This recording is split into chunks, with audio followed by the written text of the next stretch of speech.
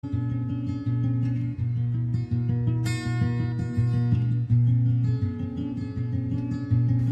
you for tuning in to Premier Education. We'll be starting very shortly. Stay tuned.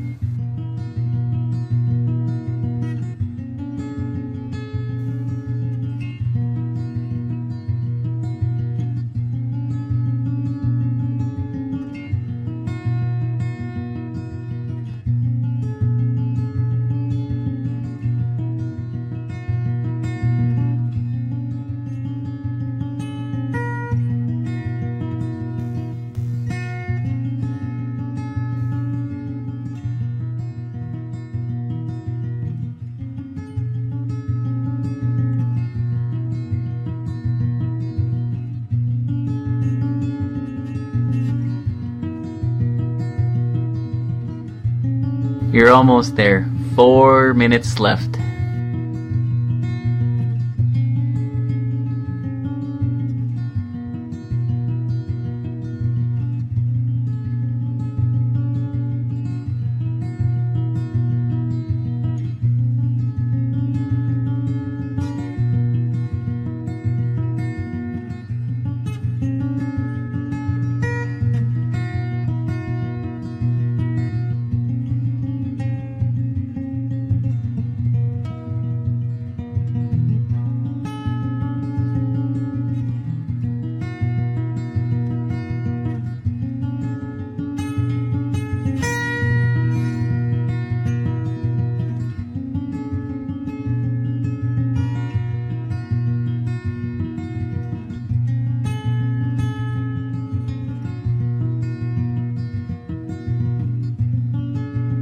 Just finishing setting up, 3 minutes left.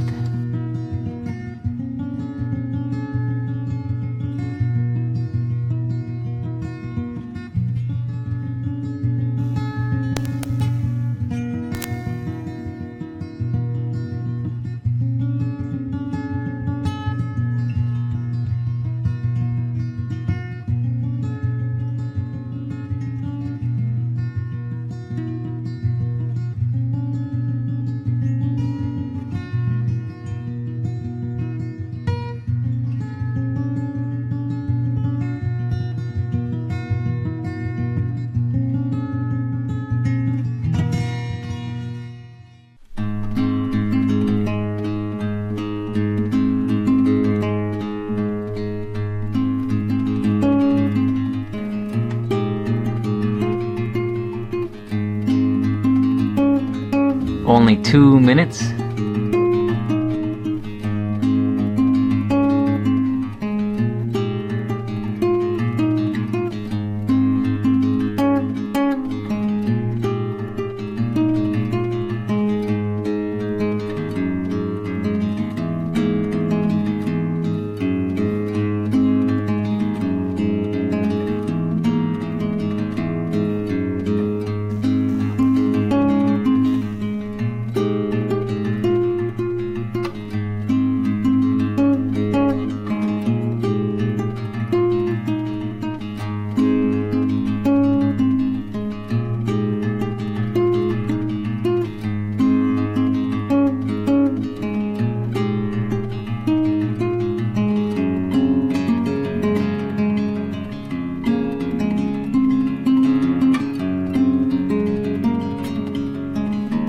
Just finalizing everything. 1 minute left.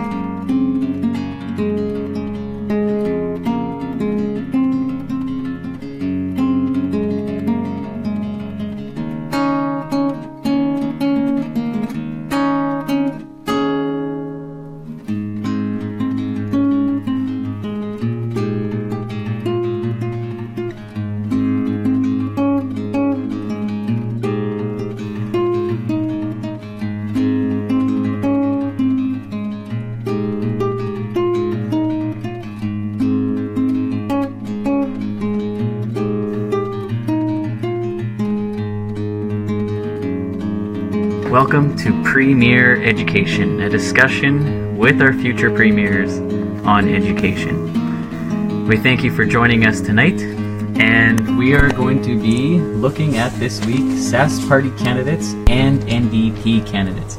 both have leadership contests in the works right now. Sask Party has 6 candidates now to date, and NDP has 2 candidates to date.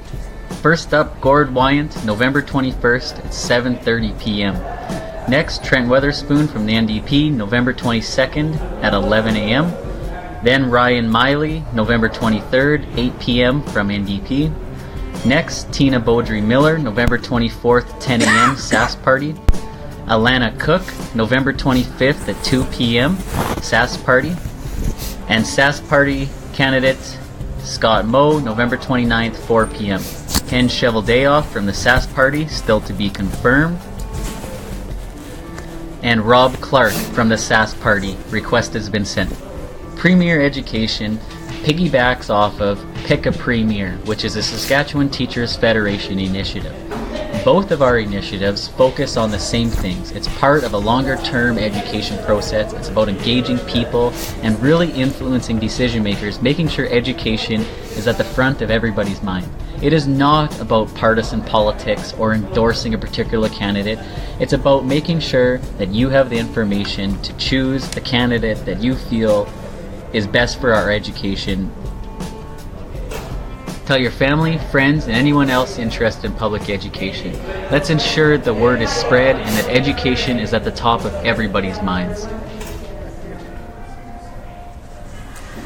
So welcome to Premier Education. This is a chat about education with our future, potentially future Premier, but Saskatchewan leader, Gord Wyant. So welcome, and I appreciate your time. Adam, thanks very much for your time. This is great. Well, so I want to thank all the viewers that are online as well. I encourage you throughout this conversation to put some comments below, hit the like button, hit the smiley face. I want to encourage participation in this talk as we go through to it. So if you do put some comments, we have somebody here that'll be handing myself comments as we go through it, and I'll try to get in as many questions as I possibly can.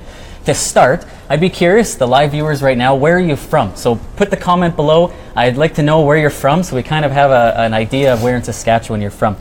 So my name is Adam Hicks. I'm a trustee in Regina here, a school board trustee. And I want to say too, this is an initiative by myself, and some of the viewpoints in here do not reflect the board either. So, but we're here in Regina, and I am very excited that Gord has stepped up to be the first of our candidates, and I really appreciate that bravery in stepping up. No, it's great. This is going to be a lot of fun. Yeah, this will be cool.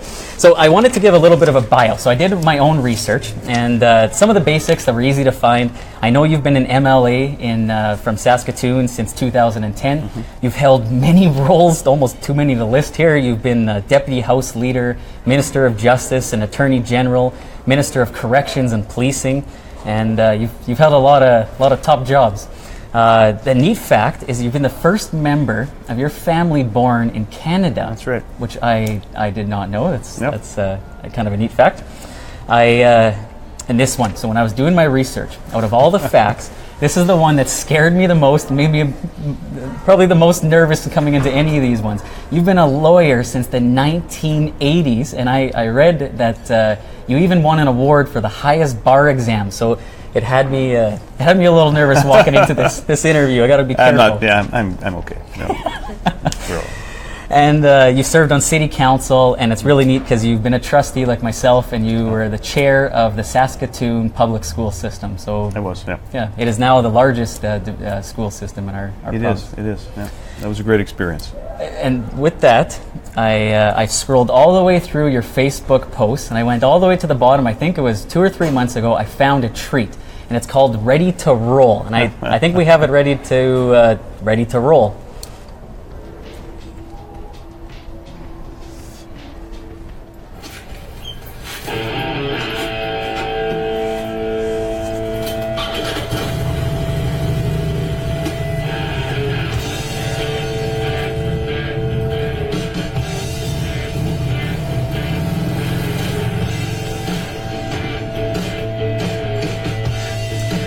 So don't mind that date. I couldn't cut that piece off, but that is a man of my own passion. I've rode dirt bikes my entire life, and when I saw that video, it made me pretty excited to know that you're another fellow biker. Yeah, no, it's a great way to see the countryside. I'll tell you, it's been wonderful. I've been riding since I was 16 years old. 16, yeah. You bet. Yeah. So what's your bike of choice? Well, I've got two. I've got a 96 Springer Softail, a Harley, which is a great motorcycle. It's a cruiser, but it's a beautiful motorcycle. And I've got a touring bike. I got an 09 Electra Glide. And so that's the bike that I take out on the highway. And I ride to Arizona in the fall, and I leave it there, and I ride it back in the spring. That's my big trip every year. So it's a great way to spend some time on the road and just relax and be with your own thoughts. That's awesome. If you haven't tried motorbike, you get it you get it when you do it. That's right. You do. It's an amazing feeling. So, okay, so we're here for an interview, and I want to get into some of the questions. So I have a prepared question from one of the youngest viewers on here. So we're going to play the prepared question, and I hope you're ready for this one because it's going to be a hardball. All right.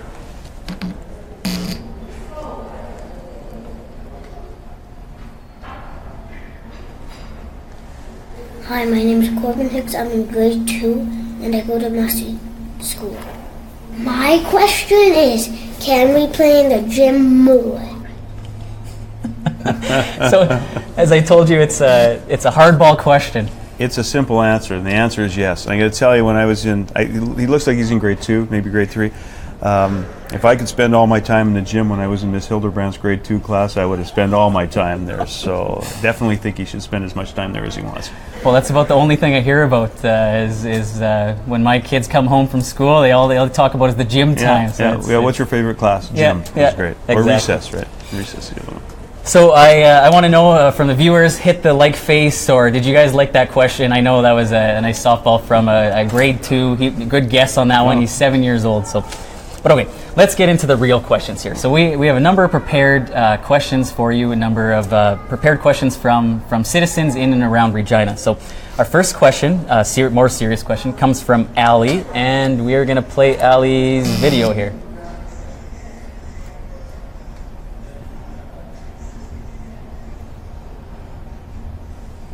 So my name is Ali, and I'm a student in the education program here at the University of Regina. I'm in my 4th out of my 5th year in the secondary program with a major in phys ed, minor health, and minor science. And I'm just wondering what your vision for the K-12 education is here in Saskatchewan. Well, that's an important question, and we've been talking about this as we've been going around Saskatchewan and talking about what our education policy should look like. And I've often said that not a wheel turns in this province unless you have a good education system, whether that's K-12 or whether that's post-secondary education. So what we really need to do is start to focus on resources in the classroom. And we have to stop thinking about education in terms of what it costs. We have to start thinking about it in terms of the investment that we're making in children. I don't think that we're doing ourselves any favors when we're not resourcing classrooms properly. And so part of my vision for reforming education, sitting down talking to teachers, and that really starts with a respectful conversation. Talking to teachers and school board trustees and administrators and the Ministry of Education to make sure that we're properly resourcing our classroom. And I think that if we do that, then we all benefit, not just the child in the classroom, but our whole society benefits. Well, I say that same thing too, in that I like education is that investment piece. And so I actually, before this, I printed off, so if you haven't seen this, it's on your website. I don't know what your gordwyant.ca, but it's your policy about inclusive, flexible, and student focused. So it kind of hits on that vision, and I highlighted a few pieces in there, and you essentially hit on those pieces as well. So anything else you'd like to hit on with your policy that you've set out? No, I think that the policy sets it all out pretty well. In terms of having flexibility, children come to the classrooms these days with completely different needs than. When I talk to teachers, they're facing challenges in the classroom that they didn't face 3 and 5 years ago. And those are really the things that we need to start focusing on, making sure that teachers have the resources in the classroom. And that means flexibility within our education system. And that's really flexibility and inclusiveness. So I noticed in the plan as well, the flexibility piece. It's currently you mentioned more data-based rather than per student funding. Is that something you want to focus on right away if elected, or? Well, I think we have to have this conversation, not just with teachers, but as I say, with administrators and with school board trustees and with the ministry about what that looks like. I think per pupil funding is rather archaic, and I don't think it's as applicable today or works as well today for the kids that are coming into our system who have different needs than perhaps they did a number of years ago. So I think funding needs to be tied to the student. It needs to be tied to their student needs. as opposed to having blanket funding for the school divisions. And so I think when we assess students and assess their needs, I think that's how the funding has to flow. So for those of you that don't know that are watching right now, that's essentially how our budgets are made. So within our school division, we tally up our 23,000 students and we get a per student. And I can't remember the number, but it's $11,000 per student or something around there. But there's flexibility that's built into when you budget, you know what your student needs are. And so there's a lot of things that happen within your budgeting that address some of those student needs. But it's all done within your budgeting. I think it has to go right back to the grant and right back to the money that the Ministry of Education through the government provides to education funding to make it a per student grant based on needs and based on assessment. And those assessments need to be made by school divisions. They're the best ones to determine what those needs are in the classroom. Cool. Okay, that sounds good. So we have a question that we got. I don't know who it's from. Sorry about that. We'll try to get... Wendy put this on here. So Wendy asks, what happens if the ESSP goal, so the Education Strategic Sector Plan, 2020 goals are not met? So what happens if they are not met? Well, I announced in my plan that what we need to do is we need to take that 2020 sector plan and we need to review it. And we need to see where we're at in terms of progress on that plan.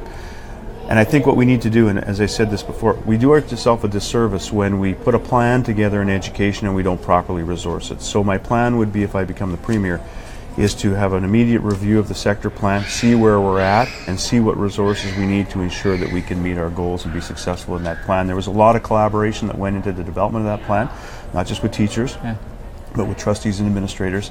And I think, as I say, we do ourselves a disservice when we put a plan together and we don't properly resource it. So I think we need to do an assessment of that to see where we're at. I think we appreciate that too. I think the school boards would appreciate that. So for those, again, those of you that may not know, the sector plan is essentially something that has come across. So there's 28 school divisions across Saskatchewan. It's a plan that we all are trying to achieve. So it has outcomes on graduation rates, indigenous student rates, and it has a lot of different factors in it, but we're all shooting for the same targets. And so, the funding piece of that is important. You bet. Okay, so we have another prepared question here. And just make sure you put comments on there. We'll try to get to as many as we can. Let us know how you're thinking. But we have a question here from who's our next? Jill. Jill is going to talk about demographics and economic challenges.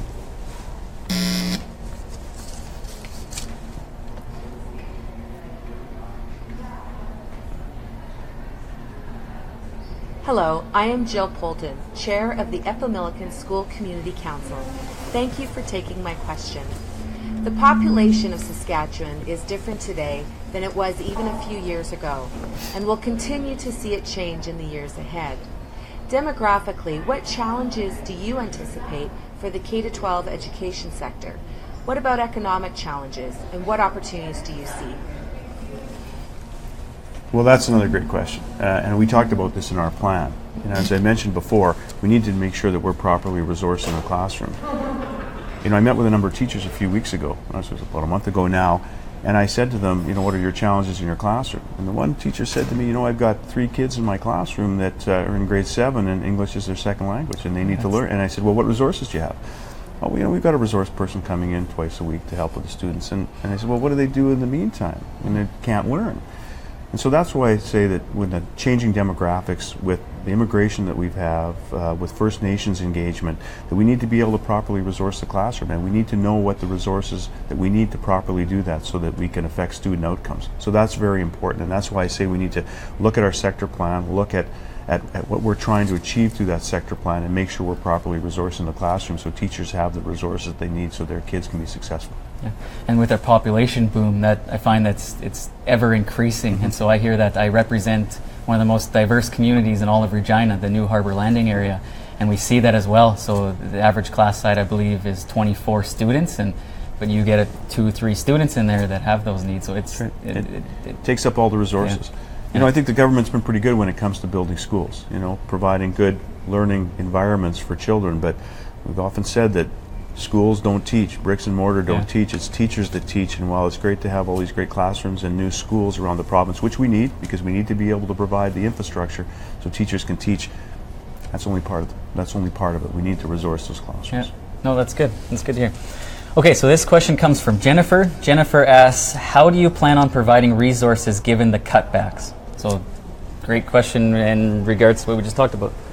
Well, this is all about really trying to make sure that we have the resources that we need in our classroom, and it's really about looking at what the priorities of government are. And I think we always have to remember that we're in the people business. Government's in the people business, and the economy is really it's really our currency to be able to provide those things. And so, looking at ways of diversifying our economy, making sure that we have the resources available, looking at issues like leveling out cyclical commodity prices, which have a dramatic effect, on the income that we receive through those things. And so I think it's very important that we look to make sure that we continue to diversify our economy, drive our economy, continue to look for efficiencies within the system, but making sure we're not shortchanging classrooms in that. So I think that that's really all part of it. It's all about the economy, really, and remembering that really we're in the people business, and we really need to kind of refocus, looking at what the core businesses of government is, and make sure that we're doing things as efficiently, as effectively as possible. Yeah. Okay, that's good. Okay, so we're going to go to another prepared question. This one is from Jack. Actually, Jack is from one of our high schools in our system here. So.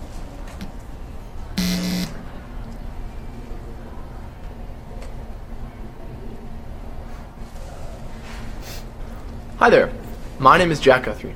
I'm a grade 12 student at Sheldon Williams Collegiate, and my question is, do you believe that stable and predictable funding to the K-12 education sector could help increase graduation rates and reduce the achievement gap between Indigenous and non-Indigenous students? Why or why not? Thank you very much. Have a good one.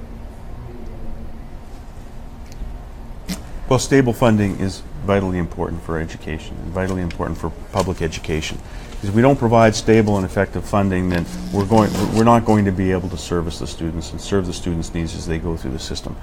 And it's also very important to make sure, in terms of graduation rates, that we're able to provide the kind of resources we need, not only for people in the public system, but for First Nations, and whether that's on or off reserve. I think we have to continue our dialogue with the federal government to make sure we continue to get resources, but at the same time making sure that we're not just kind of getting hung up on jurisdictional issues to say, well, that's their responsibility, let them fund it. I think we have to be responsible for all students in the system and make sure we narrow the gap between on and off reserve education, and I think that if we do that, we're going to increase graduation rates, especially in First Nations communities. So stable and predictable funding is important. You saw our government take care of that with respect to municipalities when we gave them 1 point of the PST. That gave them stable and effective funding going forward and allowed them to budget more effectively. So those kinds of things are important, and we need to look to see how we can do that more efficiently.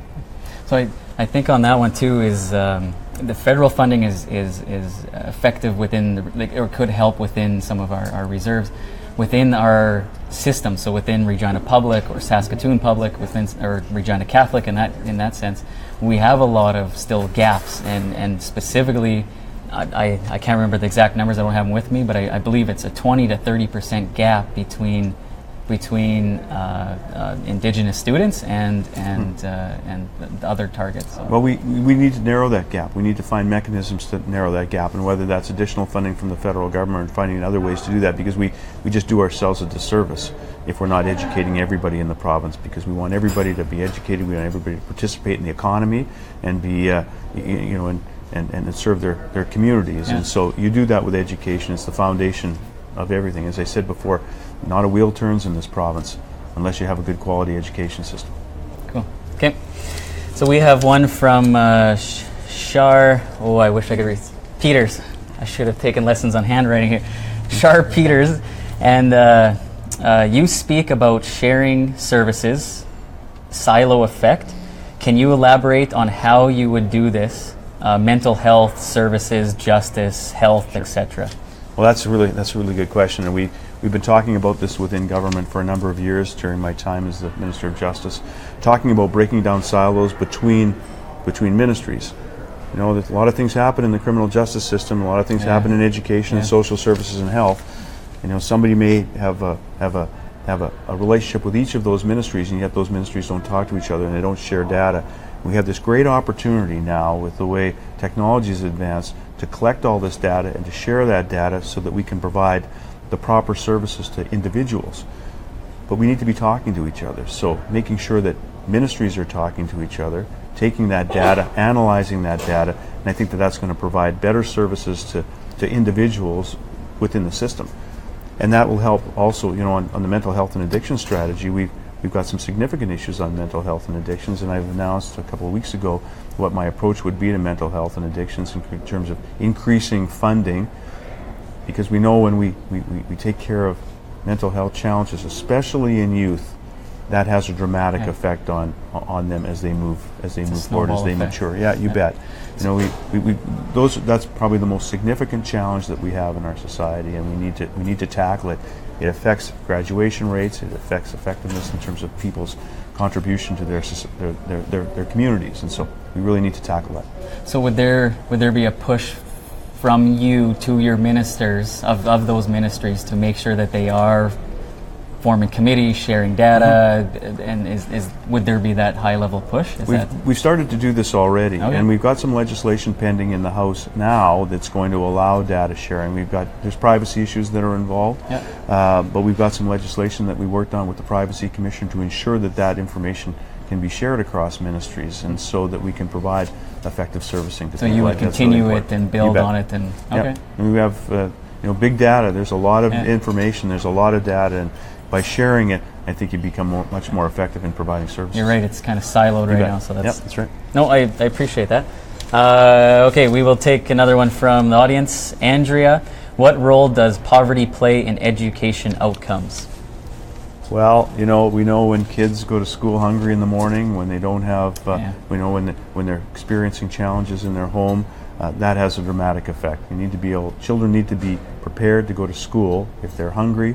If they're coming from a place where there's challenges within their home, that prevents them from being from properly, taking instruction in the classroom. And so poverty is one of the key issues. And so that's one of the things that we need to work on in terms of our relationship with the Ministry of Social Service. We talked about breaking down silos, and that's all part of that, because the more resources you can bring to a family, the better outcomes you're going to have from an education perspective, and it really all starts, in the home, and it really starts with poverty. And so it's a challenge, of course, but I think that kind of an approach will be much more effective. So what about partnerships? So I know within lots of our divisions we have, there's REACH, for example, that operates in some of our core schools, and even Mosaic. Mosaic has a $100,000 food challenge, I believe, every year throughout the province. Yep. What are your thoughts on some of those partnerships in regards to the poverty? Well, they're important. In Saskatoon we have Care and Share, and they provide some resources into classrooms, and that's where businesses get together and work on fundraising activities so that we can provide resources to some of the inner city and community schools. So, partnerships with community-based organizations, partnerships with business is very important. And I think that most people understand in business how important it is to ensure that we have a good quality education, and we provide the resources and the tools to allow children to succeed. And so they're all very important. We need to continue to encourage them. And I just congratulate all the companies and all the individuals that are participating in those programs, because, they get it. Yeah. Well, Care and Share, I've never heard of it. So I'll Google it later. Yeah, you should. It's a terrific organization. I've never, that's good to know. Okay, so we are going to move on to another prepared question here. So I want to encourage the viewers right now to share this video. Let's see if we can get some more people on here and put some more comments on there. So this next one comes from Jason, I believe. I'm hoping I'm in the right order.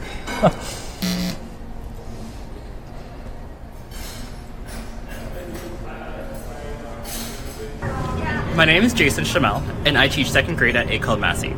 And my question is, the Saskatchewan K-12 education sector relies on partnerships. The SSBA, the STF, teacher associations, education sector labor groups, and the provincial government. Do you believe any changes are necessary to this model? Would you do anything to enhance these partnerships? Well, one of the things, that's a really good question too. One of the things that we can't be successful in creating a great education system in this province, or perpetuating the good system that we have, unless you're having communications. And whether that's with teachers or school boards or administrators or the Ministry of Education, it's a collective voice that we have to bring together. And so that having that respectful conversation, and I think that that's what we want to do with respect to the sector plan.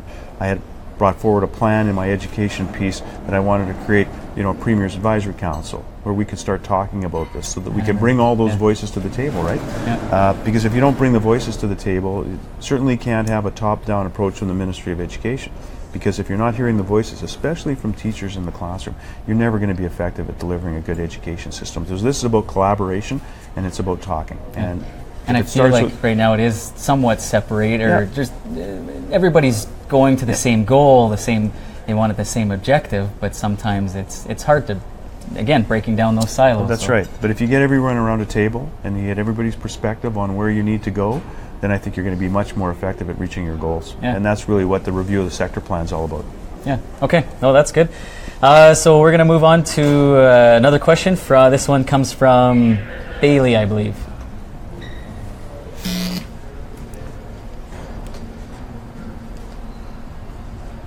Hi, my name is Bailey Braden. I'm in my 5th year of 6 in the education program. My major is health and my minor is phys ed. And I was just wondering what aspects of the K-12 education program that you're proud of, and what aspects do you find challenging? Well, it's been topical. I'm very proud of the work that we've been doing within the ministry and within the school boards and in the classroom about treaty education. As I say, it's quite topical these days. We start talking about treaty education, we start talking about citizenship education. Because with rights, and everybody talks about what rights they have, but with rights come responsibilities, and I think we need to be teaching children in the classroom what their responsibilities are that go with those rights. I think that leads to respect, and that's what treaty education really is all about, to make sure that everybody understands the nature of treaties, knowing that we're all treaty people. We all have a relationship with treaties, and so treaty education and citizenship education is important. We developed some of that strategy within the Ministry of Justice in consultation with the Human Rights Commission, and my predecessor Don Morgan, and when I was the Minister of Justice, we helped perpetuate those things within the Human Rights Commission, who then ended up rolling it out to the school division. So I'm very, very proud of that. I'm very proud of a lot of things that are happening in our classroom. Dedicated teachers that really want to do the best for their students. And that's why I said at the beginning, we need to make sure that we're supporting them. Oh, that's good. Yeah. And so on that space too, would that be expanding it even further? So working with the Ministry of Education, they have the green light on curriculum renewal now, and is that would that be working and talking and You bet. But you can't have curriculum renewal. You can't have that renewal that's just driven by the Ministry of Education, right? You can't do it. That is a worry. It has to be consultation, right? Yes. And it's the teachers and trustees, and I've said that before, that curriculum renewal needs to be done in collaboration with everybody that's involved with public education and parents. Parents need to have a voice when it comes to curriculum. They need to know what their kids are being taught, and we need to be listening to parents. Cool. Yeah. Okay, thanks. Okay, so it looks like we have another question from Shar. I heard you speak of social impact bonds, i.e. Mother Teresa School. I visited this school, so I know a little bit about this. Does it not create a discrepancy between places of learning?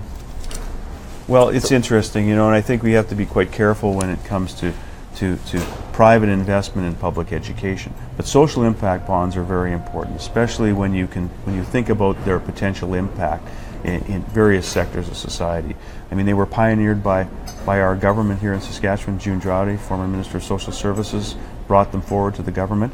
But I think that there is some value in levering private capital to move forward with some of those things, especially in terms of the social impact of some of things that are happening in the community. We've had some great successes. Sweet Dreams in Saskatoon is a great success. Mother Teresa is another great success. But we have to make sure we keep our eye on it too, to make sure that that we're serving the ends that we want to serve. So, but I'm a big fan of social impact bonds, and I think commitment from private enterprise, from community to invest back in their community is very important. I think it shows a maturity in a society that wants to do those kinds of things and not just simply relying on the government.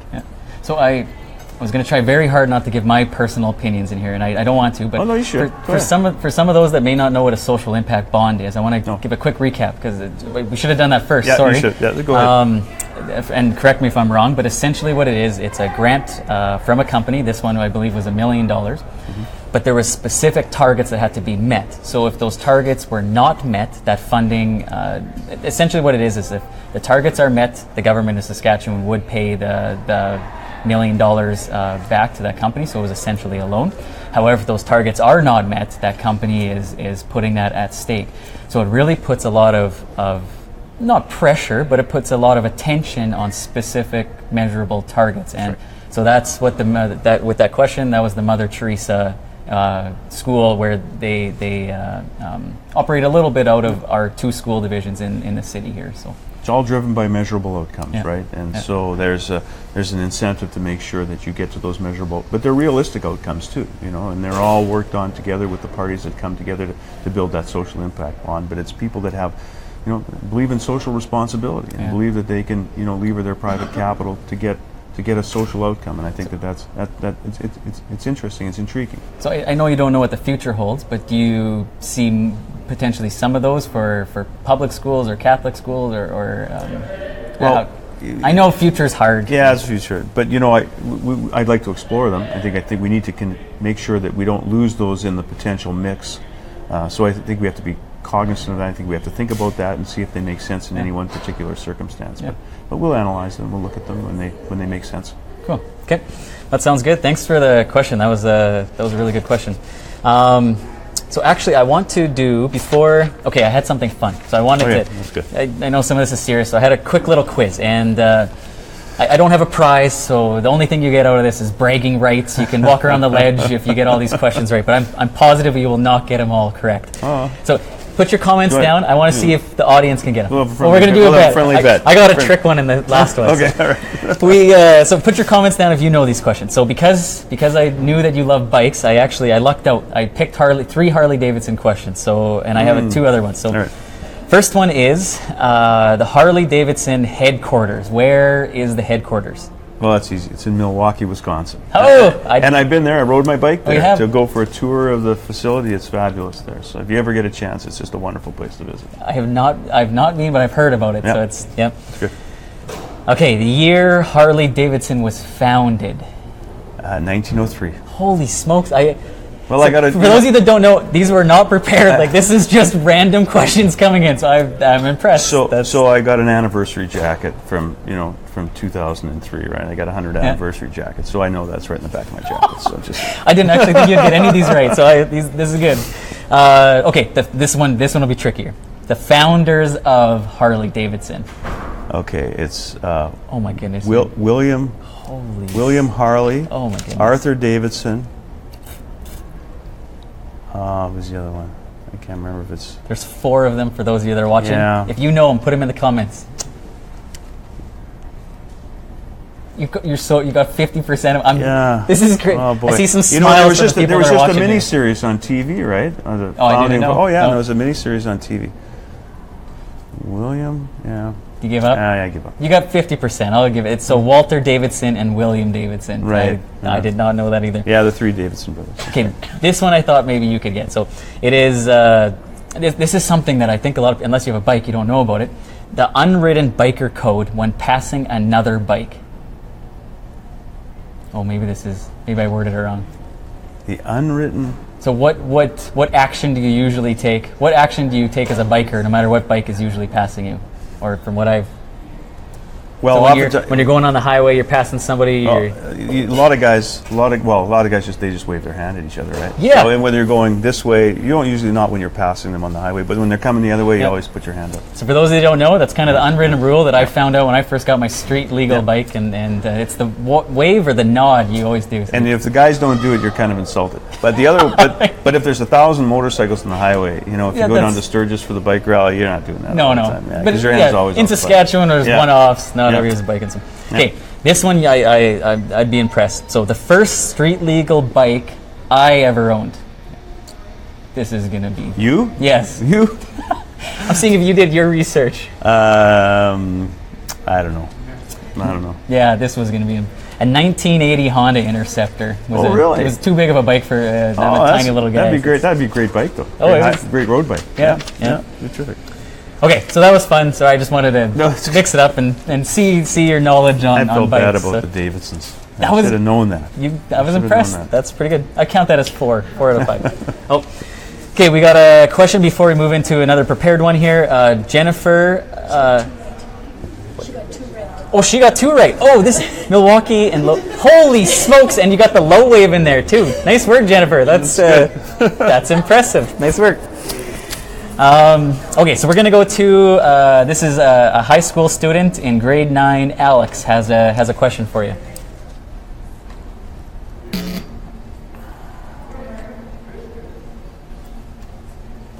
Hi, my name is Alex, and I attend the Boldest High School in grade 9. My question for you is, what other ideas do you have about helping the K-12 education sector achieve the best results for all Saskatchewan students, including myself? Well, we talked a little bit about this, right? It's not just recognizing what resources you need in the classroom, but it's really ensuring that there's a good quality education system across the province, and whether that's on or off reserve, because I think all children, all kids deserve a good quality education. And so I think one of the things that we need to continue to think about is how we properly resource those classrooms. And I mentioned talking to the federal government in terms of what their funding responsibilities are, but at the same token, making sure that we're kind of not letting jurisdiction get in the way in terms of how we fund education. We've got some great examples of partnerships between public education. The Saskatchewan Public School Board's got a great relationship with the Whitecap Dakota First Nation, for instance, and that allows for a lot of transfer of information back and forth to make sure that kids are getting a better education outside the major cities. I think there's a lot of opportunities to share information between school divisions, best practices, especially among the larger school divisions with smaller school divisions in the province, just to make sure that they've got the same kinds of resources. And I think there's some great opportunities for some synergies between school divisions to share resources. I have to say I love that. I love sharing of ideas and communication, and that's why I love doing these videos, and I believe that sharing of information, sharing of best practices is extremely important. Yeah, so and having that support is important too. Yeah, and that's not just within a division, right? That's not just within a system. You're right. And there's opportunities, between both systems in this province to share data, to share experiences, and to share best practices, and that needs to be encouraged. And I think that there's a lot of that going on. Certainly, we can encourage more of it. Cool. Well, that's good to hear. Okay, so we have one final prepared question. Make sure you put your questions in the comments. We'll see if we can get to 1 or 2 more. But this one comes from a city councillor. Regina City Councillor Andrew Stevens has a question for you.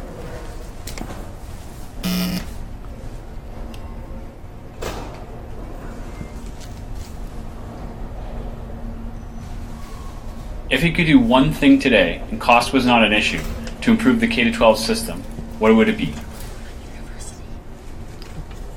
Well, that's a very interesting question, especially when somebody asks, well, if there's it's a loaded question. No cost.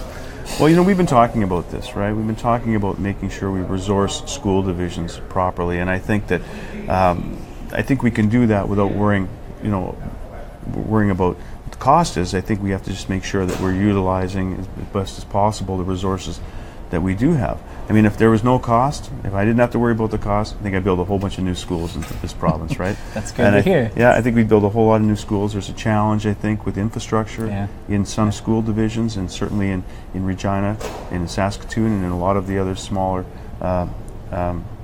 systems and divisions around the province. So if there was no risk in terms of how much it would cost, that's what I would do, is provide those institutional learning environments for people. I think there's a lot that needs to be done. We've got a lot of deferred maintenance, and that needs to be fixed. And it's a hard balancing act. Yep. Once you get a new asset or build a new school, it's the maintenance piece to it too, and it's tough. And and with our growth though, it's a good problem to have. But we've had some. I think we're going to have some success with our P3 schools, right? I mean, we've not just built the school, but we built in a 30-year maintenance program with that. So those are schools we don't need to worry about for the next 30 years. And at the end of that term, those schools will be returned to the school division in a like-new condition. So there's some opportunities for that kind of thing to continue to grow. And so, having innovative financing in terms of building new schools, I think we need to continue to explore that.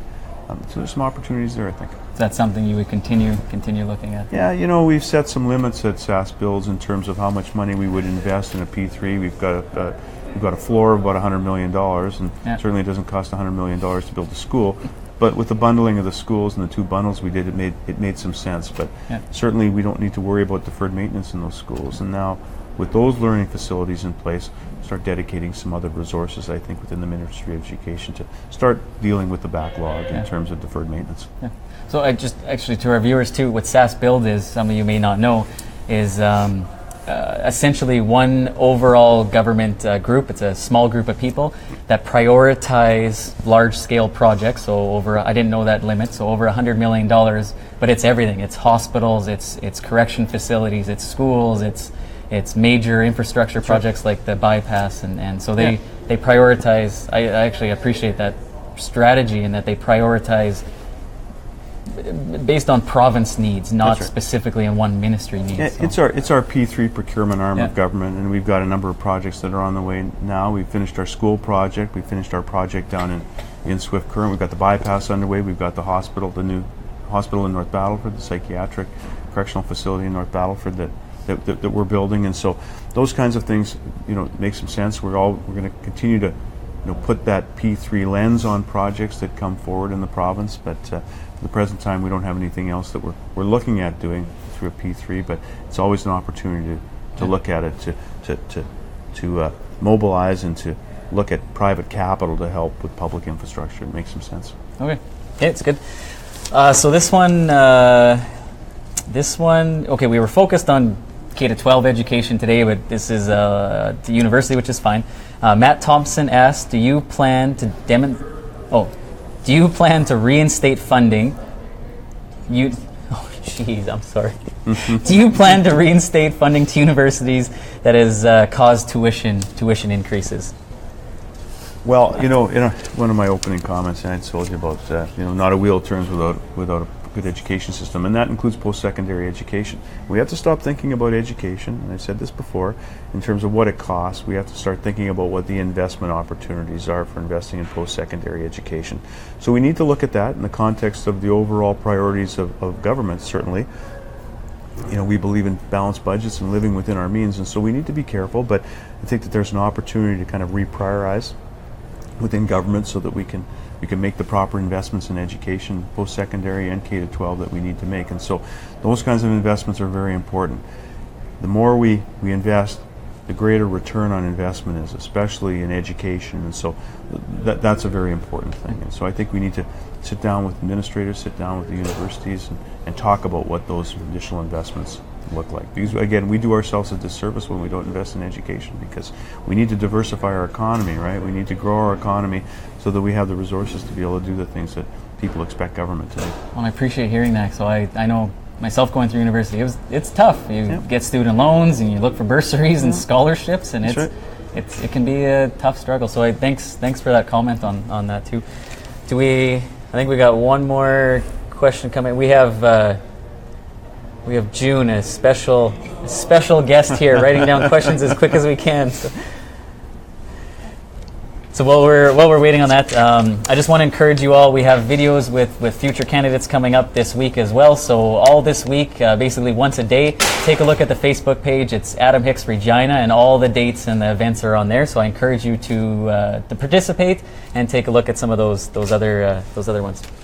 Okay, so this comes from Jamie. I know Jamie's way up north in oh my goodness, Jamie, you're gonna Elkridge. Jamie Smith Windsor.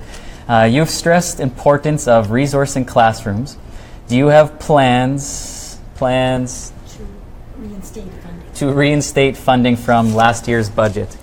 Well, good question, Jamie. Well, I think what we have to do is we have to look at our budgets and make sure that we can find the resources to be able to refund classrooms. And I've said all along that these are investments, and so we need to look at our overall budget priorities, but we have to remember that education needs to be one of our top priorities. So I think within the context of the budget, we need to rethink in terms of how we're resourcing our classrooms, what resources are needed in our classrooms, and that begins with a conversation not just with teachers, but a conversation with school board trustees and administrators and the Ministry of Education. So I can't make any commitments in terms of those investments today, but we need to be very careful to make sure. And I've stressed the importance of resourcing classrooms. It's got to be our priority when it comes to the new budget. Yeah. Well, I'm glad you're willing to listen to some of this too, because I know school divisions, and what I've heard, I've only been a trustee for a little over a year, but we've been able to find those efficiencies and reduce admin and really not affect the classrooms. But this was the first year where there was a lot of impacts that parents saw for the first time, and I think that's why it's been really highlighted and talked about, is because it impacted those classrooms. And you got to think about the ripple effect. You know, when you're not investing in classrooms, when children aren't getting the proper, teachers don't have the proper tools to instruct in the classroom, that has a ripple effect as kids move through the system, right? And we have to recognize that. And so, as I say, we do ourselves a disservice when we don't properly resource our sector plan, when we don't properly resource classrooms. Well, and I think the ripple effect, you're right, it's the morale too, the morale of our teachers, and Adam, this all starts with a respectful conversation with teachers. That's where it starts. And I've said from the very beginning that the only promise that I'm going to make is really to start having that respectful conversation, because from there I think everything flows. Cool. And so the questions that have been asked tonight have been very, very good, and I think they fit in quite nicely with what we've been suggesting in terms of my education policy. Well, that's good. That's okay. We got time for one more. Special needs children like autism. So just a general question, I guess. You know, we talk about children with special needs in classrooms, and I got to tell you, my granddaughter is autistic, so I appreciate the importance of providing resources in classrooms so children can learn.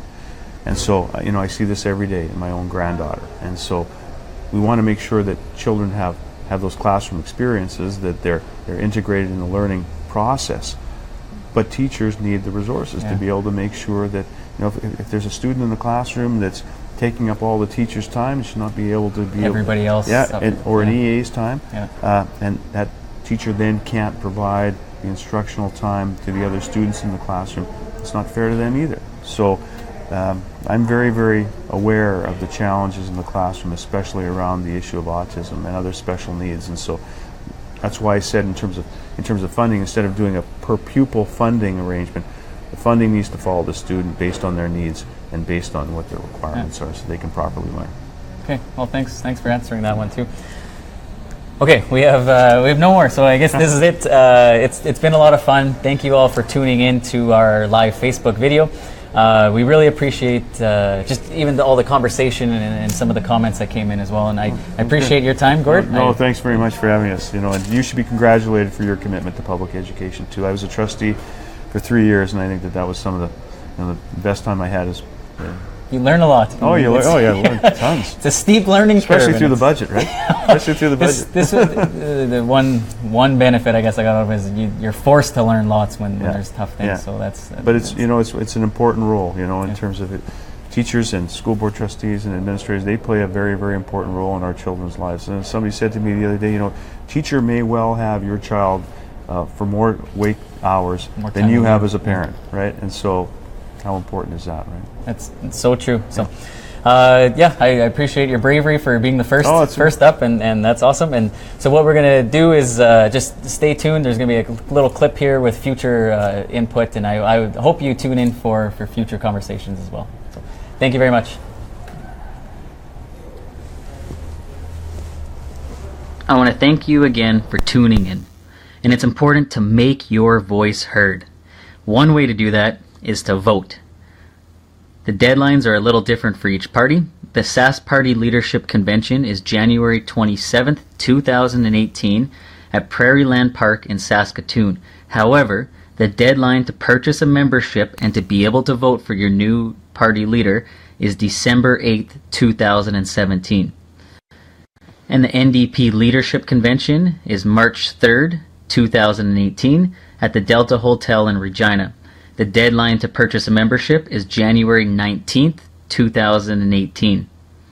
I would like to encourage you to share this post, hashtag it Premier Education, and make sure you click that you like the post as well. I want to further encourage you that if you found this valuable, like the @Adam Hicks Regina School Board page, click on the like button. You can also ensure that you get new notifications coming up. So notifications for new videos, you click on following, you click on see first, and you click on events and all live videos. So next time we have a live video, that'll be the first thing you'll see is when we're tuning in with a new candidate. Thanks a lot. Take care. The Premier Education Campaign is created by Adam Hicks, Trustee of the Regina Board of Education. The opinions expressed in this project do not necessarily reflect those of the Board of Education or Regina Public Schools.